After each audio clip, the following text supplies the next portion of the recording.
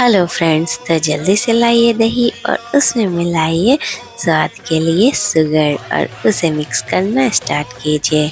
और इसे तब तक फेंटना है जब तक कि बिल्कुल क्रीम सा टेक्सचर ना आ जाए। और इसका इस्तेमाल कहाँ करना है ये भी देख लीजिए। यहाँ दही बड़ा में बिल्कुल रुई के जैसा सॉफ्ट और मल्टीपल टेस्ट के साथ यहाँ पर आज मैं शेयर करने जा रही हूँ दही बड़ा की रेसिपी।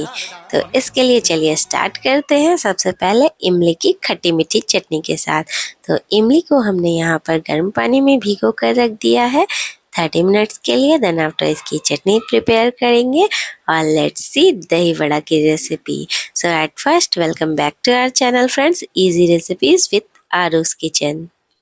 इन दही बड़ों को बनाने के लिए हमने यहाँ पर लिया है उड़द की दाल, इसे आप ब्यूली दाल भी कह सकते हैं। इसे हमने ओवरनाइट के लिए सोक करके रख दिया था। देन आफ्टर ये ऐसा दिख रहा है। सोक करने के बाद ये बिल्कुल नरम सी हो गई है और अब इसे हमें मिक्सर में ग्राइंड कर लेना है। ग्राइंड करने के वक्त इसमें यूज कर रही हूँ 2 बड़े ग्रीन चिलीज। आप अपने स्वाद के अनुसार चिलीज को यूज कीजिए। और इसके बाद इसमें जा रहा है बिल्कुल होल जीरा। और अब हम इसका एक फाइन सा पेस्ट बनाकर रेडी कर लेंगे। और इस पेस्ट को आप देख सकते हैं ये कितना थिक सा लग रहा है। बिल्कुल कुछ ऐसे ही टेक्सचर में हमें इसे ग्राइंड कर लेना है। ग्राइंड होने के बाद ये बिल्कुल भी फ्लफी सी हो जाती है। इसके हमें रेडी करने हैं बड़े। तो दही के लिए हमने जो बड़े रेडी करने हैं उसका सबसे फर्स्ट और इम्पोर्टेंट पार्ट है, इसे हमें बिल्कुल बहुत अच्छे से मिक्स करना होगा। तो इसे हमने एक बड़े से बर्तन में ट्रांसफर किया है और इसमें ऐड किया है स्वाद के लिए नमक। और मैं यहाँ पर थोड़े से गार्निशिंग पर्पस के लिए धनिया के पत्ते यूज कर रही हूँ। आप स्किप भी कर सकते हैं। और इसके बाद इसे बहुत ही अच्छे से मिक्स करने हैं। दही बड़े की असली मेहनत यहीं पर होती है। आप इसे जितने अच्छे तरीके से फेंटेंगे उतने ही नरम मुलायम बिल्कुल कॉटन जैसे बॉल्स रेडी होंगे दही बड़ों के लिए। यहाँ पर हमने इसे करीबन 8 से 10 मिनट तक फेंट लिया था।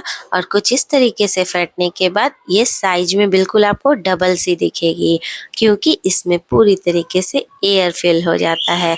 अगर आप इसे कंटिन्यूअसली एक ही डायरेक्शन में फेंटते रहेंगे तो ये बिल्कुल कुछ इस तरीके से फूल कर दाल हल्की हो जाएगी और पिसी हुई दाल बिल्कुल डबल भी हो जाती है। तो यहाँ पर ये डबल सिर्फ और सिर्फ एयर के ही कारण हुई है। इस तरीके से फेंटते हुए जब दाल आपको बिल्कुल हल्की सी लगे और आप इसकी थोड़ी सी क्वांटिटी हाथ में देखें उठाकर और तो भी ये ना गिरे, तो आप समझ जाइए कि ये बैटर बिल्कुल बढ़िया से रेडी हो चुकी है। जस्ट फॉर एग्जाम्पल मैं अभी आपको शो करती हूँ कि ये कुछ इस तरीके की दिखेगी। ये हाथ से बिल्कुल भी छूट कर नहीं गिर रही है जस्ट बिकॉज ऑफ एयर। तो यहाँ पर आप इसे अगर इस तरीके से फेंट लेंगे तो जो बड़े हम रेडी करने वाले हैं वो बिल्कुल भी नरम और मुलायम सॉफ्ट से बनकर रेडी होंगे। तो यहाँ पर पूरे के पूरे बर्तन को उलट कर दिखा दिया है मैंने, तो भी मैं ये बैटर इसमें बिल्कुल बाहर नहीं आ रही है। तो अब स्टार्ट करते हैं इसका नेक्स्ट स्टेज। तो नेक्स्ट स्टेप में हमें इसे कर लेना है फ्राई। इस पॉइंट पर जरूरी नहीं है कि आपको बिल्कुल गोल साइज में ही बनाने होंगे या एकदम राउंड राउंड से शेप ही। आप किसी भी शेप के रैंडमली इसे बना सकते हैं, लंबे गोल पतले जैसे आपको मर्जी वैसे, क्योंकि ये इतने ज़्यादा सॉफ्ट हो जाते हैं कि आप इसे एंड में अपने अकॉर्डिंग कोई भी शेप देकर भल्लों के लिए गार्निश कर सकते हैं। वो मैं आपको एंड में शो करूँगी। तो यहाँ पर हमने जैसे ही इसे तेल में डिप किया है ये फ्राई होना स्टार्ट हो रही है और साइज में फूल जा रही हैं। तो इस तरीके से इनका साइज यहाँ पर बिल्कुल राउंड राउंड सा लग रहा है। और अब इसे हमें यहाँ पर सुनहरा कलर आने तक बिल्कुल लो टू मीडियम फ्लेम पर फ्राई कर लेना है। तो यहाँ पर हमने सारे ही भल्लों को फ्राई करके रेडी कर लिया है। ये कुछ ऐसे दिख रही है। तो इसमें जितना ऑयल है इससे थोड़ा सा रिलीज होने का टाइम दे और इसके जस्ट आफ्टर दैट गर्म पानी में हमने इसे डिप कर दिया है। गर्म पानी में इसे डालने से इससे ऑयल रिलीज होने लगती है। तो थोड़ी देर के लिए इसे इसी में छोड़ दें और उसके बाद सारे ही भल्लों को हम निचोड़ कर निकाल लेंगे। जब तक वो भल्ले पानी में डिप किए हुए हैं, हम यहाँ पर दूसरे स्टेज को रेडी कर लेते हैं। तो दूसरे बैच में भी हमने बहुत सारे बड़े रेडी किए हैं और इस तरीके से अगर आप पल्लों को डालते ही उसके ऊपर ऑयल डालते हैं तो वो बिल्कुल ही फूल कर बड़े बड़े साइज में राउंड राउंड से शेप में आ जाएंगे। अगर दोनों हाथ से आपके लिए ऐसा करना पॉसिबल हो तो आप इसे ज़रूर कर सकते हैं, अदरवाइज़ किसी की हेल्प भी ले सकते हैं।